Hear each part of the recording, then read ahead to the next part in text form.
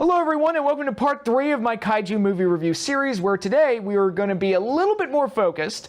For those of you who watch parts 1 and 2, those videos were a bit more of a Kaiju potpourri, where I just took a look at monster movies from all over the world, from various different countries, various different filmmakers. Today it's going to be a lot more focused as we stick entirely with movies produced in Japan, specifically films produced by Toho Studios, the studio that is the parent company of the Godzilla series. But they didn't just make Godzilla movies, they made a whole wide variety of monster movies, many of which eventually crossed over into the Godzilla series. And interestingly enough, the movies I'm going to be reviewing today, 7 in all of them had the same director, and I didn't plan it that way. I didn't even realize it until I looked at the list of movies I was going to be reviewing right before I turned the camera on. All the films that I will be reviewing today are directed by Ishiro Honda, Godzilla's most prolific and successful director, the man who's kind of synonymous with the Godzilla series. And again, he didn't just make movies for the Godzilla series, he didn't just make monster movies, he made a whole wide variety of films, from comedies to teen dramas to war dramas to various other things. And if you want to know more about Ishiro Honda's life and career, I highly recommend you check this book out, this biography written by Steve Reifel and Ed, and I know I'm going to butcher your last name, I am so sorry, Ed Gadzuki, I know, it's terrible. I'm awful. Ed Godzazowski. That's my best guess on how to pronounce his last name. But basically these two are, for lack of a better term, famed Godzilla fans / historians that have participated in various other Godzilla-related projects. They used to write for fan magazines. They've done DVD commentaries for many of the DVD releases. They also did a documentary a few years back, bringing Godzilla down to size. So their names are kind of synonymous with Godzilla, and they've actually taken it upon themselves to write this amazing biography that sheds a little bit more light on the life and times of Godzilla's most famous director, and even has a foreword from Martin Scorsese, of all people. It's like, damn. And it really kind of highlights what type of a filmmaker Ishiro Honda was.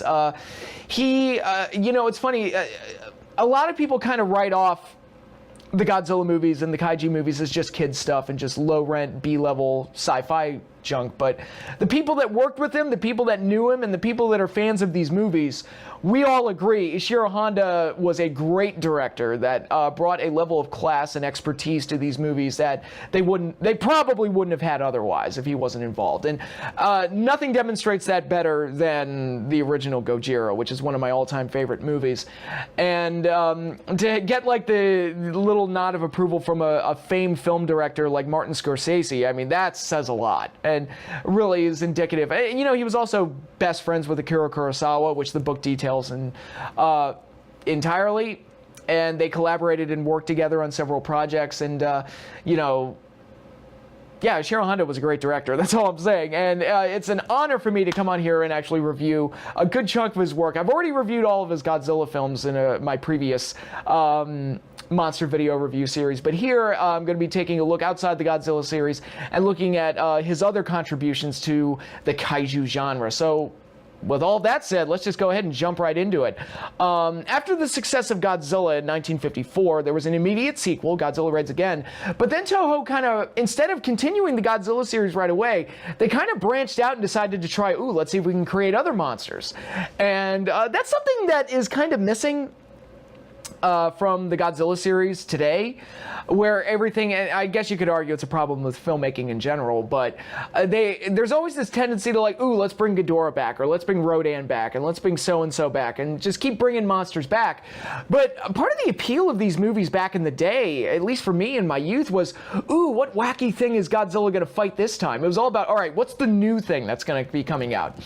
And if you look at this early period in the 1950s, it has kind of that same appeal to it, where it's like, all right, we've done the Godzilla movies, but what else can we create? And you didn't quite have the golden age that you would have in the 1960s, but you did have like these wonderful experiments where they really were trying different things. And some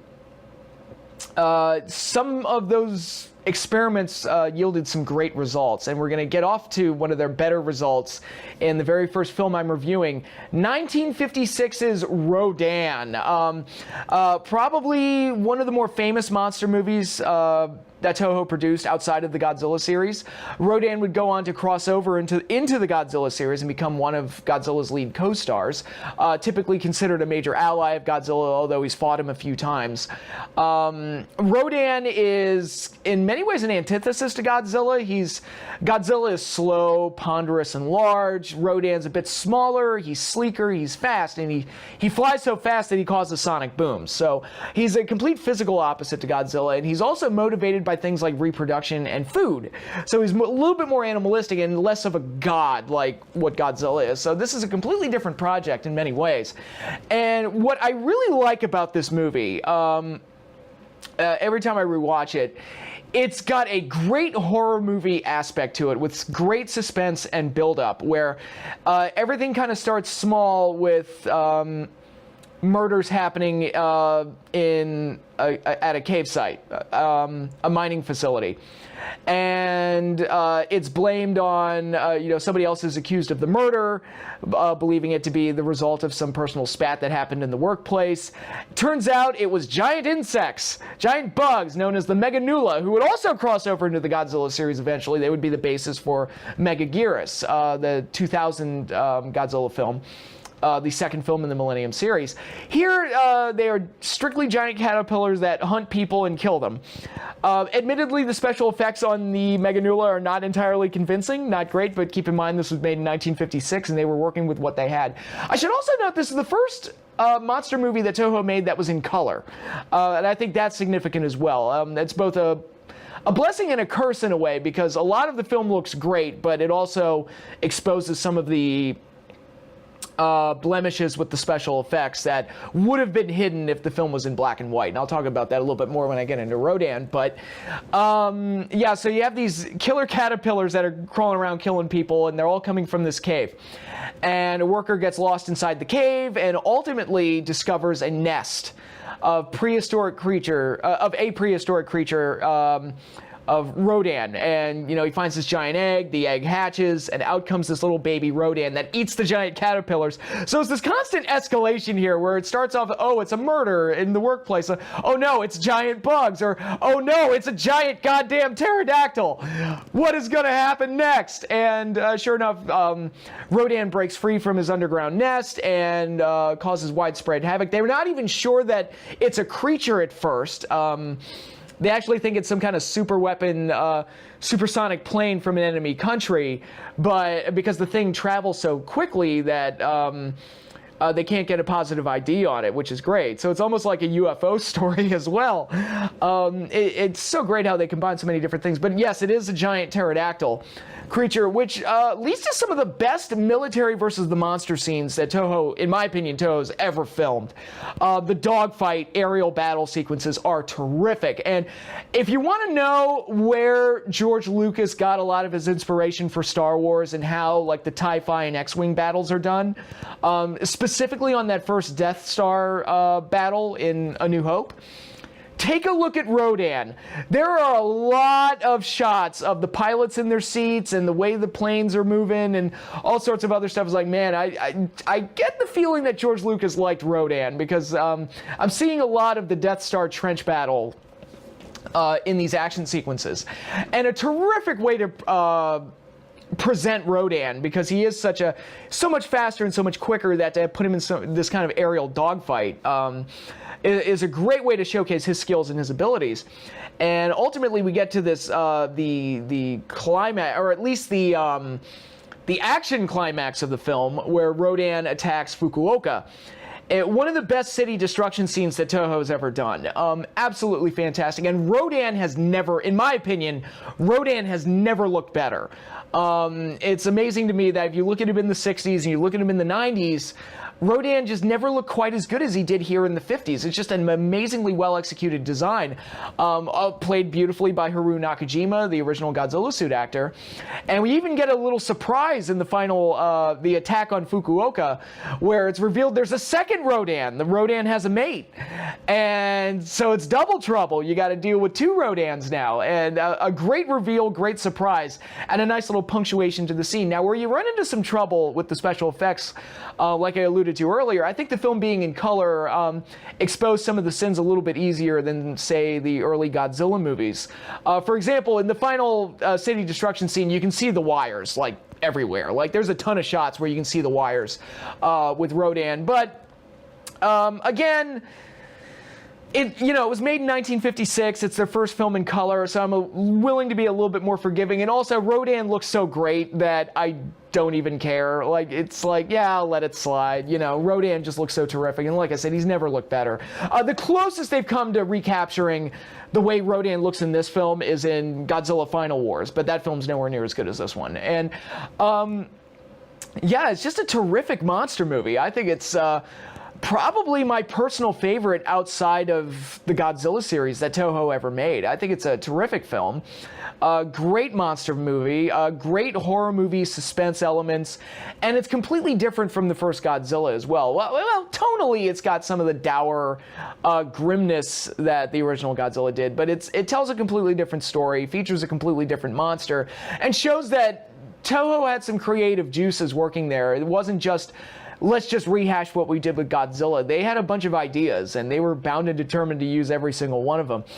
And things would get even crazier when you look at the introduction of Mothra, but we're not going to be covering Mothra today. The next film we're going to be looking at, well, before I get into the next film, let me just wrap up Rodan by saying the last scene at the volcano, and I don't want to give away how the film ends, but the last scene at the volcano is also terrific and one of the highlights of the film. So I think Rodan is a terrific movie. I think it's one of the best monster movies I've ever seen, and it's a personal favorite of mine. The DVD I have, which has both the English and the Japanese version, is also paired with War of the Gargantuas, which I will be reviewing in this video. We'll get there, don't you worry. I prefer the original Japanese language version, but you could watch either version and be okay. George Takei was on the dub cast for the original US version, if that matters to you at all. And overall, it's just a damn fine monster movie and one of the best of its kind. So if you're looking for a strong non-Godzilla tokusatsu film, I think Rodan's one that you have to start with. It's an excellent movie and one of my personal favorites.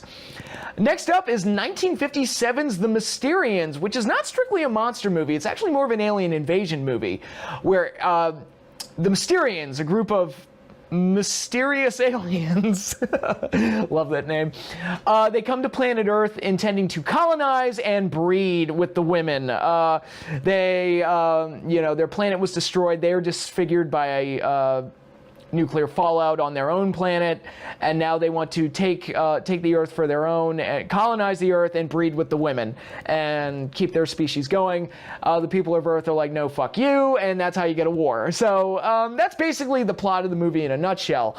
And as far as alien invader movies go, it's very interesting to me that this film actually predates a lot of Toho's other alien invasion films like Godzilla vs. Monster Zero, because I think a lot of Godzilla fans think of that one as kind of the starting point for Toho's alien-based films, but really it started with this one. It started with the Mysterians, and they also did another movie, Battle from Outer Space, which I have on DVD but have never watched. So, but it doesn't have a giant monster in it, so it's not going to be part of this reviews. But the Mysterians, very interesting, political take. Some people have interpreted this movie as an allegory for the U.S. occupation following World War II, and the Mysterians being a stand-in for the U.S. and coming into Japan and basically bossing them around and telling them what to do, and we want this, we want this, we want this, and, raping their women or whatever. Some people have read into that. I can't tell you if that was the intent or not.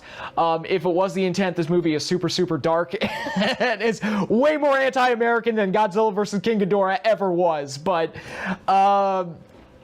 looking at it strictly as a science fiction alien invader movie, I think it's actually quite good. I think it's pretty solid with some great sets. I really like a lot of the miniature work that they did as well, with all the different alien vehicles and the alien base and the Markalite weapons that are employed against the aliens for the final battle. There's a lot of really good stuff in there and a lot of great build-up.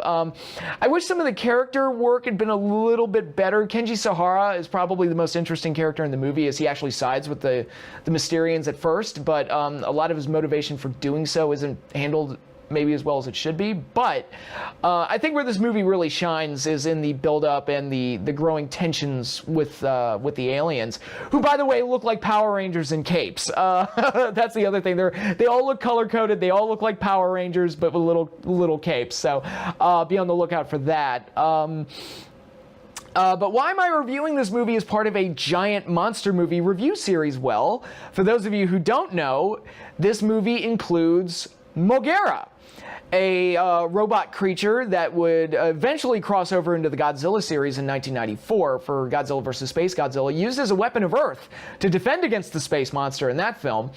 The first time I saw Mogera was in the Godzilla NES game, Godzilla Monster of Monsters, one of the first bosses. And it was so funny because I thought it was Gigan at first, because it kind of looks like Gigan, and I thought they just got the name wrong in the game. It was just this weird robot, fully mechanized version of Gigan. I had no idea about the Mysterians or this whole movie or some of the other movies that they pulled from to get these monsters, but the Mysterians gave Mogera his debut. It's not a large role. The scene where Mogera is heavily featured is not the grand climax. It's actually very early in the film. It's one of the first signs of the Mysterians attacking Earth, that they sick this giant robot on this nearby village, and it just destroys everything in its path until it's ultimately blown up by the military.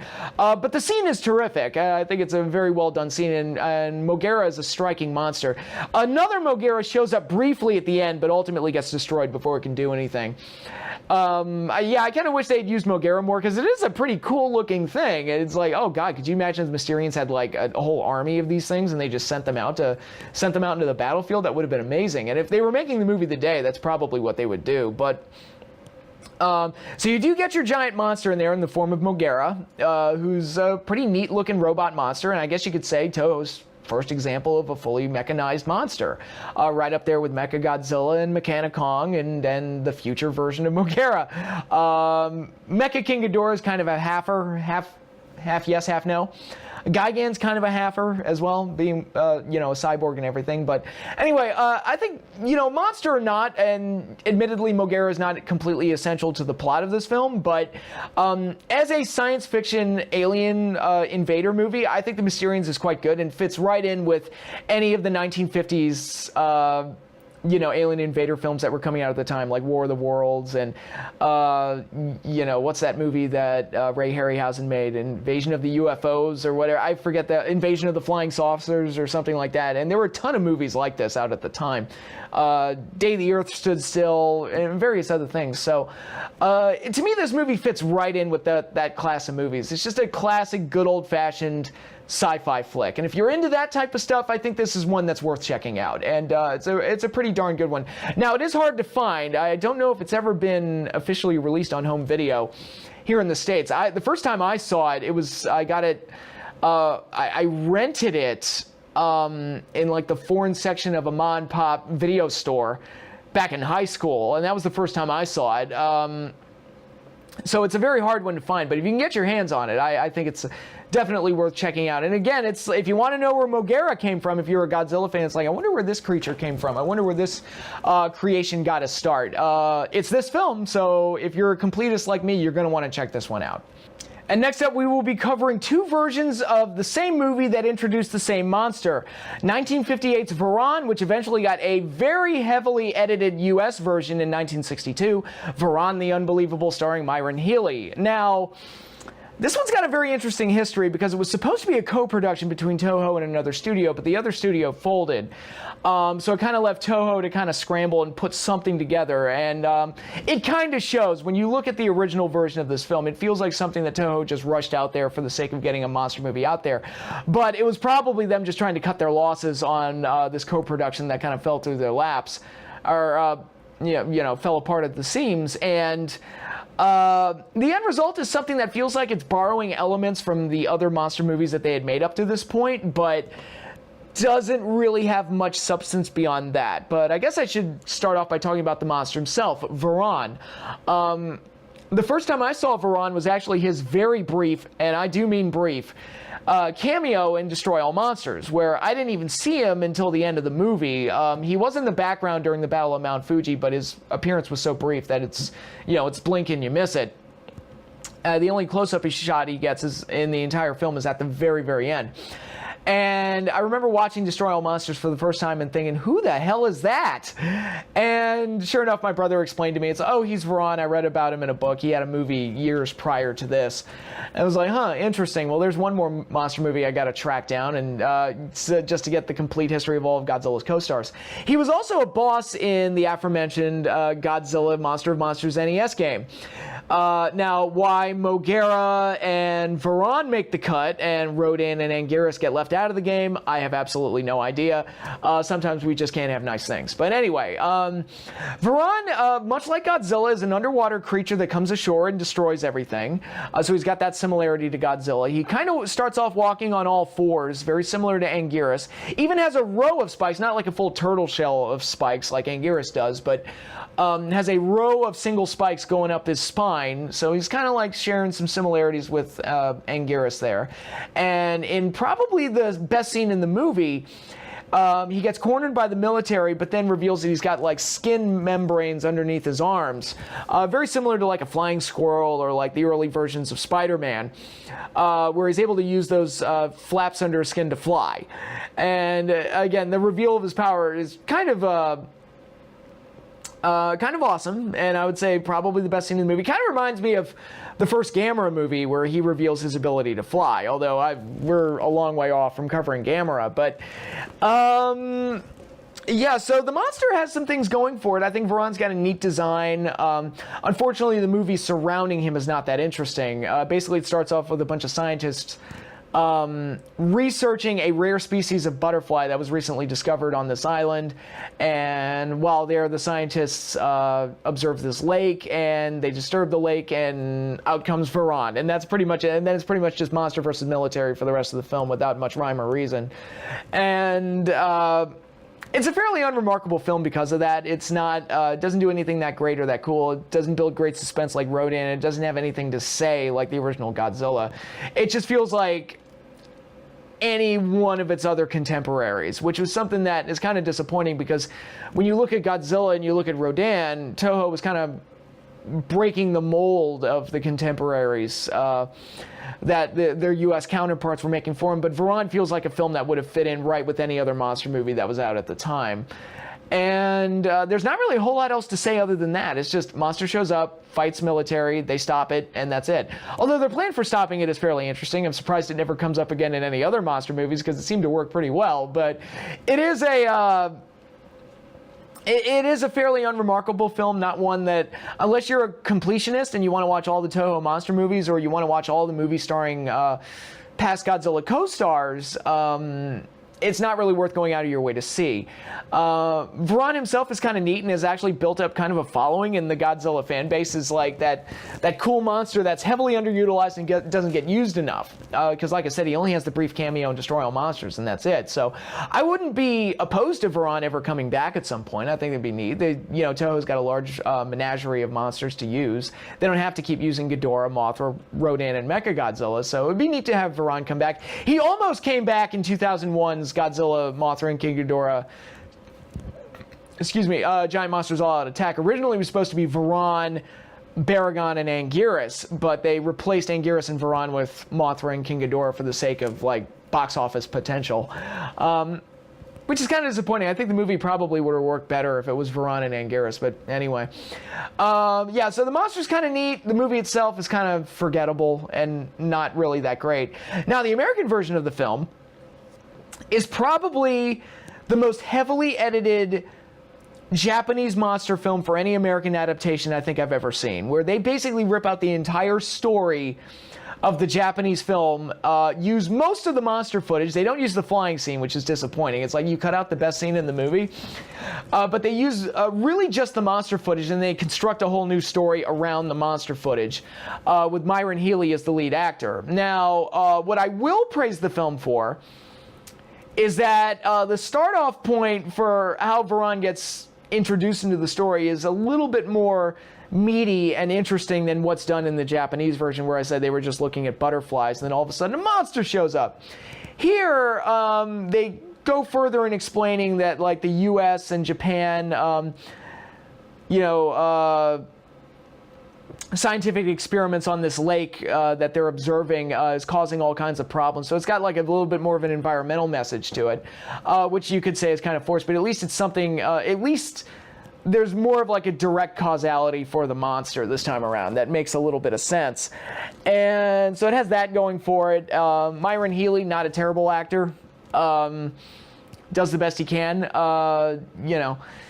But, yeah, it's painfully obvious that the American footage and the monster footage comes from two completely different sources. It is painfully obvious to anybody watching the film. You could argue that the American version of Godzilla, Godzilla King of the Monsters had that same problem, but I think it's even more pronounced here. It's just so painfully obvious that the monster footage is coming from a completely different source, and it's very distracting. And it just feels like a heavy re-edit. Also, they don't even call him Varan. They call it, okay, so it's got the same problem as Gigantus the Fire Monster, where they get the name of the monster wrong, but at least they called him Gigantus. They called Godzilla Gigantus in the title of the movie, Gigantus the Fire Monster. Here, they named the movie Varan the Unbelievable, and yet they spend the entire movie calling him Obaki. Like this ancient god, Obaki. And I'm like, call him Varan. Varan's name is on the title. What are you doing? I don't get it. It doesn't make any sense. But yeah, so you get two different versions of the same movie. Neither one is one that I would recommend. I think they're both fairly forgettable. If you want to watch one, I would recommend getting your hands on the Japanese version if you can, which is very hard. I think the DVD is out of print. But yeah, neither version of this film is that good. It kind of reminds me of the prequel to The Exorcist, where they made two versions of the same prequel and they both suck.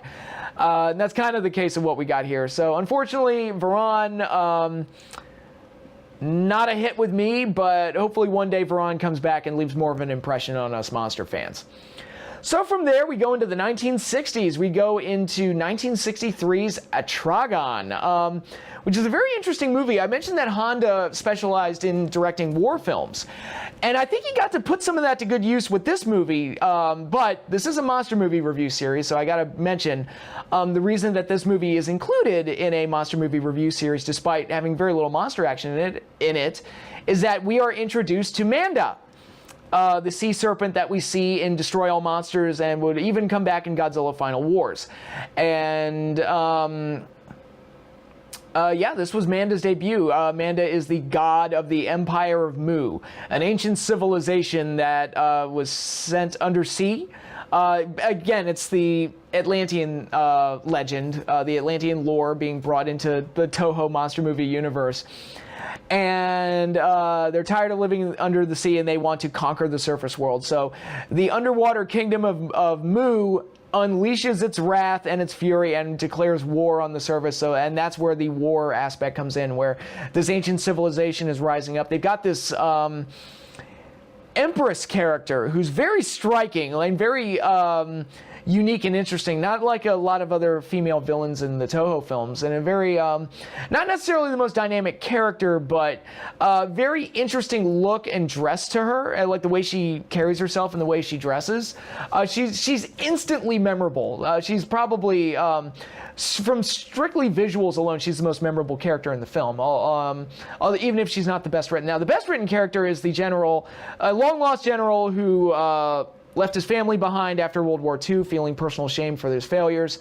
And while he was in hiding, he constructed the Attragon Super Sub, a weapon that is ultimately used against the Mu. But there are these moral questions about his attitude following World War II and whether or not he can become part of the real world again, and whether or not he can use this weapon to help mankind now, and various other things. So a lot of interesting like family drama and war drama stuff going on, and it's a very different feeling kind of film from what I'm used to seeing out of like these giant monster movie films from Toho, although it's strictly not a giant monster movie. It's just Manda's barely in the film, and when Manda finally does show up, it's actually not that great. Like all that build up for Manda, and the super sub takes care of him pretty easily. But you do get that memorable shot of Manda wrapping around the sub, which was an iconic image that's been recreated a couple of times in various other media, and with even Godzilla Final Wars. And the super sub, not only can it fly above the water, not only can it move super fast in the sea, but it can also shoot the absolute zero cannon, which is a cannon that causes absolute freezing. It freezes things at absolute zero temperature. The absolute zero cannon would later be adapted by Mechagodzilla, the Kiryu version in the Millennium films.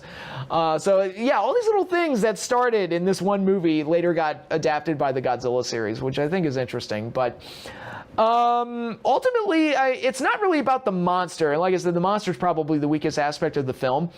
This, more than any other movie that I've seen where Toho introduced a giant monster, more than any other one, I think Attragon feels the most like they tacked on a giant monster just to have a giant monster, just because they felt like having one.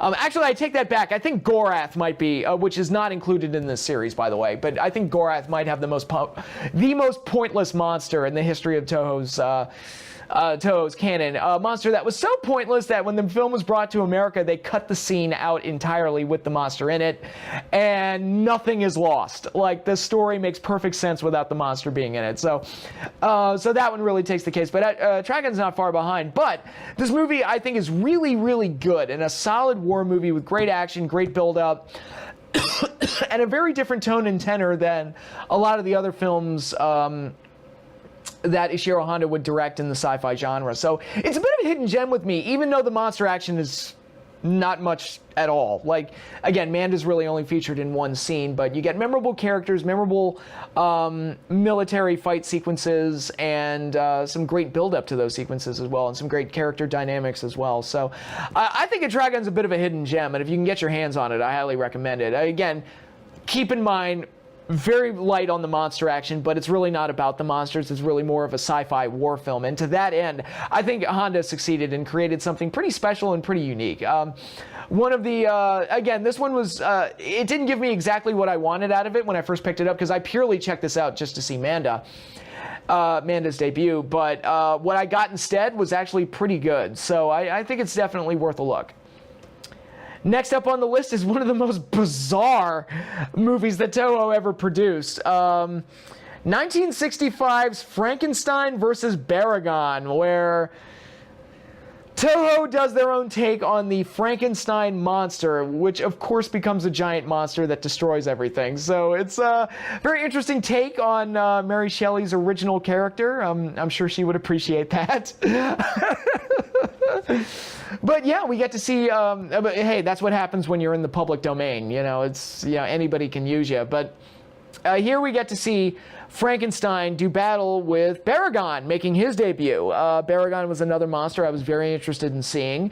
I was disappointed because he's in so much Godzilla merchandise and memorabilia. He was also a boss in the NES Monster of Monsters game, and he was featured in the Game Boy game, and is always featured in Godzilla merchandise. But I'm like, but he never did anything in the Godzilla movies. And then when I saw Destroy All Monsters and I saw he did almost nothing, I'm like, why is Baragon such a big deal? He never does anything. And this movie doesn't necessarily answer that question, but it does at least showcase Baragon and shows what he can do, and why maybe he caught on the way that he did, and why so many fans like him. He's a pretty interesting monster and a lot of fun to watch. So at least they came up with a good monster for the Frankenstein monster to do battle with. If you're gonna grow the Frankenstein monster up to the size of a giant, having him fight something like Baragon is a-okay in my book. But this film is also notable for including Nick Adams in the lead role. Nick Adams also starred in Godzilla vs. Monster Zero, which he churned out a much more interesting performance and a much better character with Glenn the astronaut. But here he plays the lead scientist and is fairly okay, fairly solid, nice presence. Always nice to see Nick Adams in one of these things, so I'm not complaining. We also get Kumi Mizuno. It's always lovely, always beautiful, always nice to see her. But really what we see here we learn that the Frankenstein monster can regenerate body parts. So it's like the heart of the Frankenstein monster, which got irradiated and charged with nuclear power during World War II because Nazis or something. It's like, it's kind of like that movie, The Unborn, which if you're looking for a really ridiculous horror movie to watch, I highly recommend The Unborn because it is hilarious. But hey, if you need to know who to blame for the monster showing up, you blame Nazis. That's who you blame. And sure enough, Frankenstein versus Baragon lets us blame the Nazis. But I should also note this film is also known as Frankenstein Conquers the World, a title that makes far less sense because he doesn't really seem to want to conquer the world. He just wants to be left alone, like as the Frankenstein monster typically does. But anyway, they find this disfigured boy walking around the streets of Japan, and it turns out that he's this boy grew and was born out of the radioactive heart of the Frankenstein monster and is growing exponentially and keeps getting bigger and bigger and bigger. Chops his hand off, but his hand regenerates itself, and this thing is immortal, and it's just going to keep getting bigger and bigger and bigger. And the military tries to find a way to stop it. Scientists want to cut him up and study him to see how the hell that any of this is even possible. And while all that craziness is going on, a giant dinosaur shows up in the form of Baragon. He can dig underground, he can shoot red fire, and he can do all sorts of other things, and he's a danger, and he eats chickens. Goddamn, the Baragon eats chickens. It must be stopped. This madness must end here. The line must be drawn here. But anyway, so ultimately, we come to a climactic battle between the Frankenstein monster and Baragon, which is a hoot and a half, to say the least. One of the cheesiest monster fights ever put to screen by Toho. Absolutely delightful. It's so delightfully silly. And, the fight ends with the Frankenstein monster killing Baragon, but then ultimately dying himself because he gets engulfed in flames.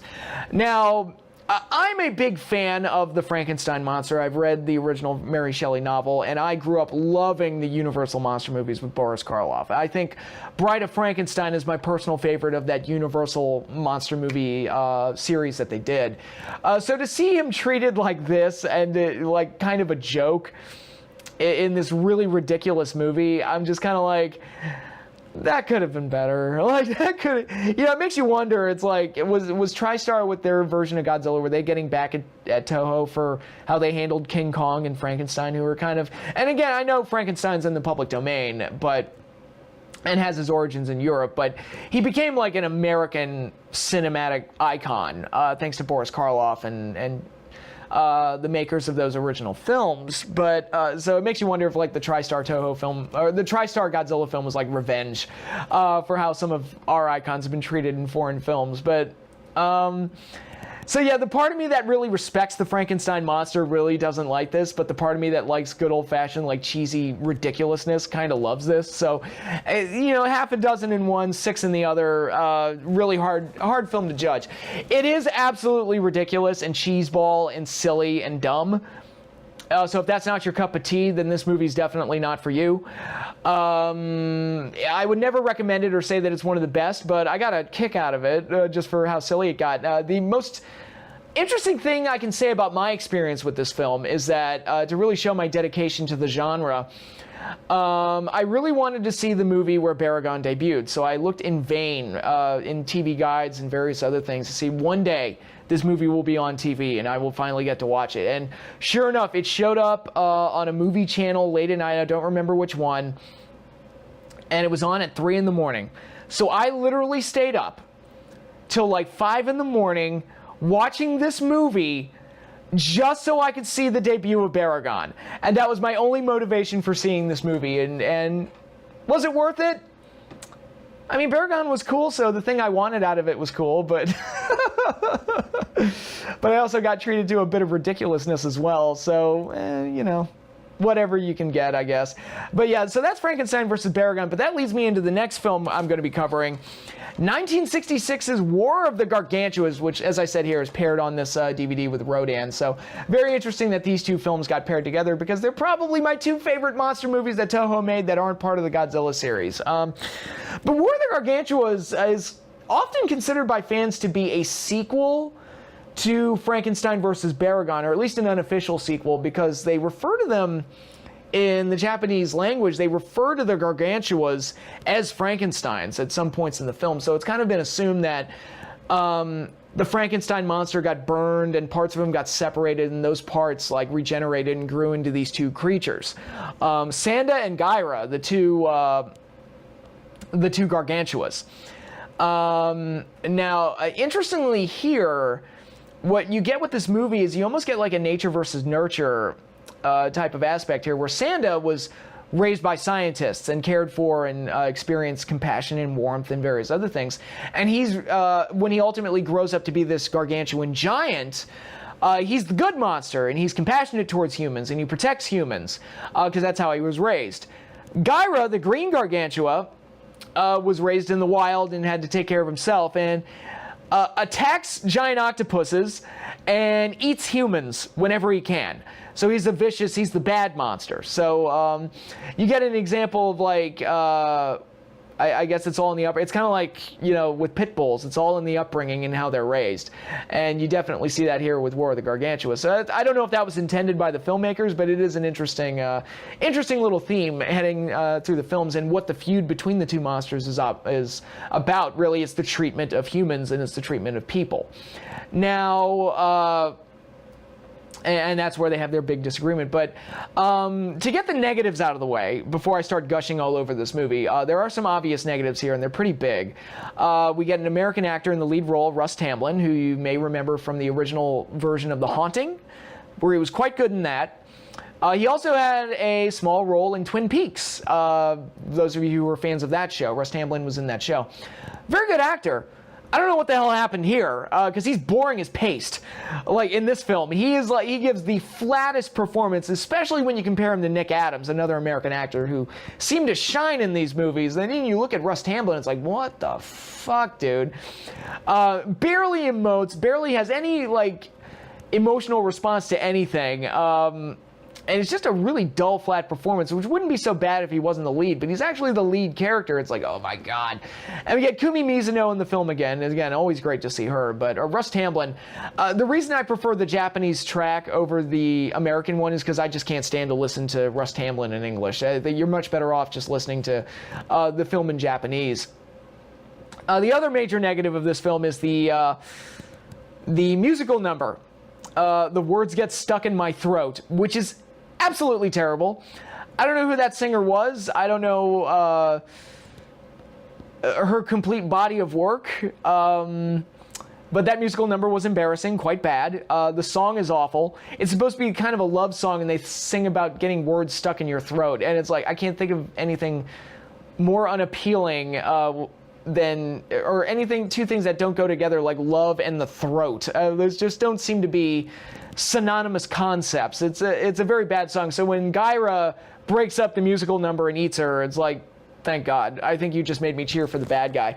But where the movie shines and really delivers one of the finest monster movies that Toho's ever made is with the monsters themselves. And this really is a movie about the monsters. And you get some of the best suit acting I have ever seen in any of these movies, where the personalities of both Sanda and Gyra are front and center, easy to understand. You know exactly what the monsters are thinking, and it's done entirely through their actions. And I think the actors deserve a ton of credit.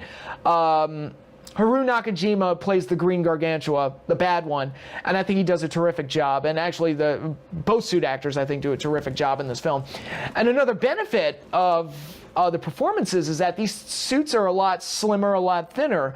They're more humanoid creatures, which is they look fantastic, by the way, which is funny because Toho always struggled with more humanoid-looking creatures, like the Frankenstein monster in the previous film, like King Kong.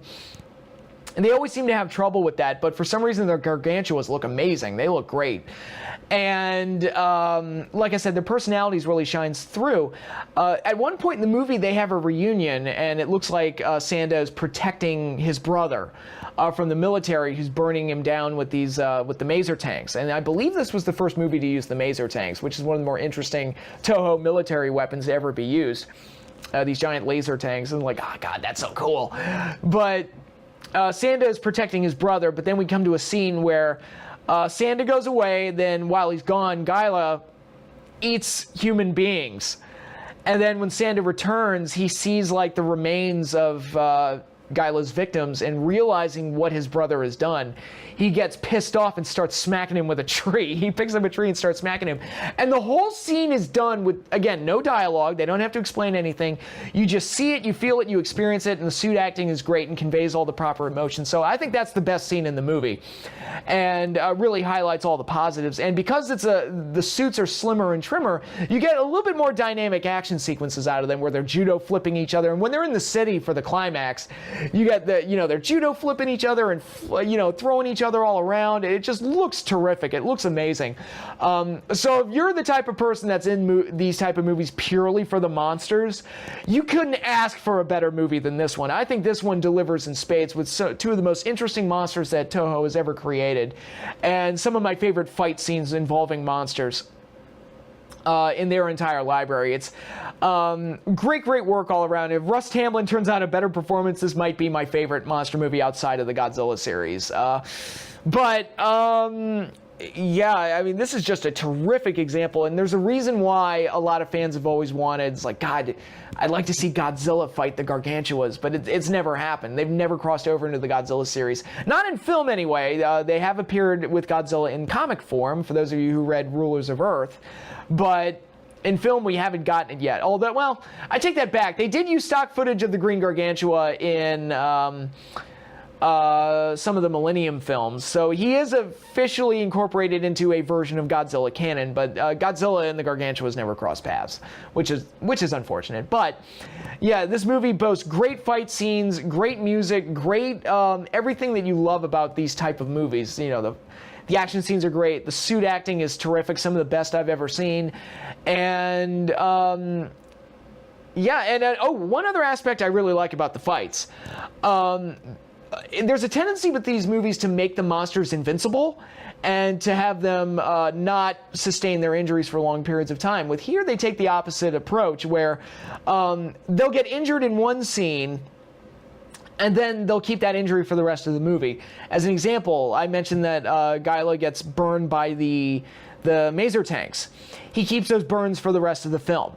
Sanda at one point hurts his leg trying to save people, and he limps for the rest of the film. And there's actually a great shot right before the final battle where Sanda's trying to convince his brother not to fight him, and he's like waving him off, and he's like limping towards his brother. And I'm like, oh my God, that's so great. Like, all of that is great. So, to me, War of the Gargantuas is really something special in the world of kaiju movies, and I think I can't recommend it hardly enough. And like I said, if you can track down this DVD, I highly recommend it, because you're getting the two best movies I reviewed in this video are on the same DVD together. Can't go wrong, man. So yeah, Rodan's great, and War of the Gargantuas is great as well. I think it's one of the best of Toho's library of monster movies, and one of the best outside of the Godzilla series. And let's bring back the Gargantuas. There's always this talk of bringing back classic monsters, and again, it's always the Ghidorahs, the Mechagodzillas, the Mothras, and those types. But it's like, damn it, give me my Gargantuas. Let's have that. Let's bring them back at some point. But that concludes that review. Enough gushing here. Let's close things out with a movie that has a little bit of controversy to it, Space Amoeba from 1970, which turned out to be Ishiro Honda's final monster movie up until Terror of Mechagodzilla 5 years later. But his last one outside of the Godzilla series, and one that has the controversy stems from, apparently Ishiro Honda wanted a tribute to Eiji Tsuburaya, the original special effects director of the first Godzilla movie and many of the other Toho monster movies, and even had his own production company, Tsuburaya Productions, which ultimately produced Ultraman. So Eiji Tsuburaya, a bit of a legend in the tokusatsu filmmaking. And Ishiro Honda wanted to put a dedication to him because he had passed away before Space Amoeba was completed. And he wanted to put a dedication to Eiji Tsuburaya in the film's end credits, or the starting credits, whichever. And Toho wouldn't allow it for some reason. So apparently that led to a bit of a rift between Ishiro Honda and Toho. But that aside, that's probably the most interesting thing about this film is, well, let me talk about the monsters that are being introduced here. Basically, this movie is about a space amoeba, an alien infestation, virus, whatever you want to call it, that is able to take possession over creatures and grow them to giant size and use them to attack humanity and take over. You've got Ghidorah, the giant squid, who is yet another monster that showed up in Godzilla Monster of Monsters.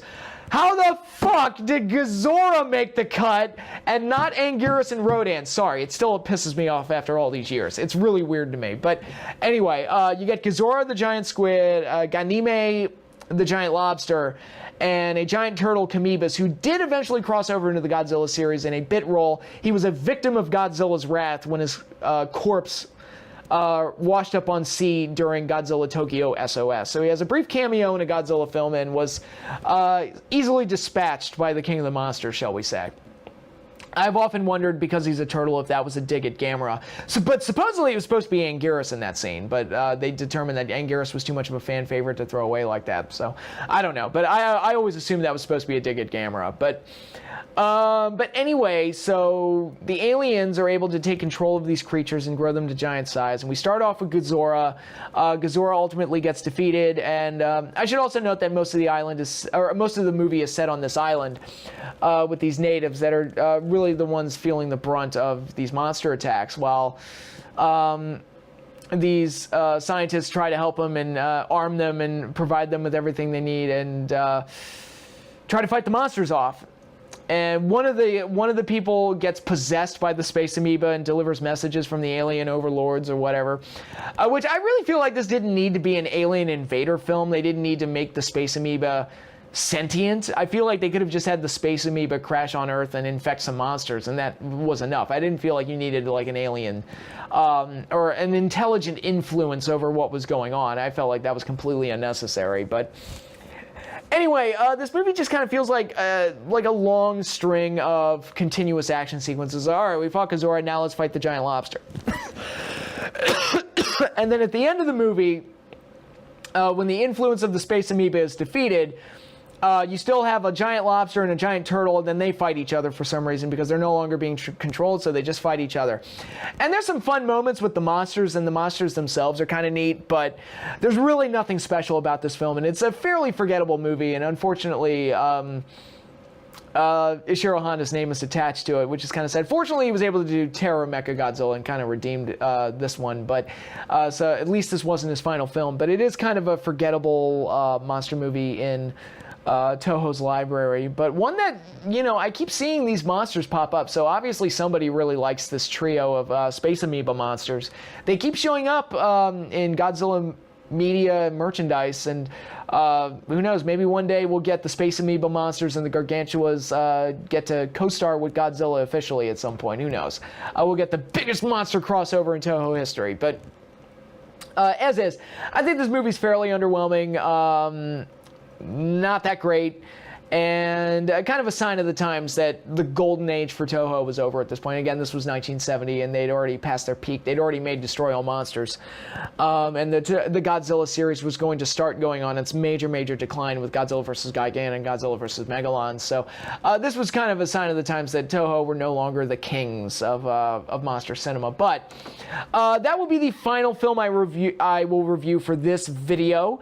Join me next month where I will feature even more Toho reviews with a heavy focus on Toho's second biggest monster star besides Godzilla, Mothra. Yes, we've got the original Mothra film. We've got the original movie that debuted the Queen of the Monsters, as well as the Mothra trilogy from the 90s, and a few other surprises from Toho's library that I'm going to throw in there as well. But next month, we're going to focus heavily on the one and only, the cutest of Godzilla's co-stars, Mothra. So that should be a lot of fun, and I'm really looking forward to diving into those films. But that is all I have for you now. Thank you all for watching, and stay tuned for more. I'm going to have more for you as the months go on.